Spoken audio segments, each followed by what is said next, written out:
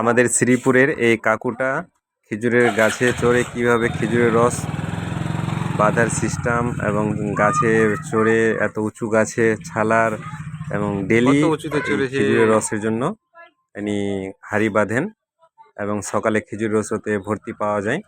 আর শ্রীপুর স্ট্যান্ডে যারা যারা খাওয়ার ইচ্ছা শ্রীপুর স্ট্যান্ডে সকালে চলে আসবেন, 15 টাকা গ্লাস মাত্র।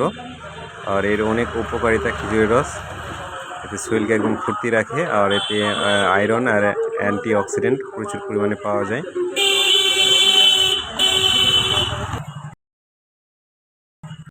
গাছে চড়ছি 1983, তো অনেক বছর হয়ে গেল। 7 25 প্রায় 32 বছর।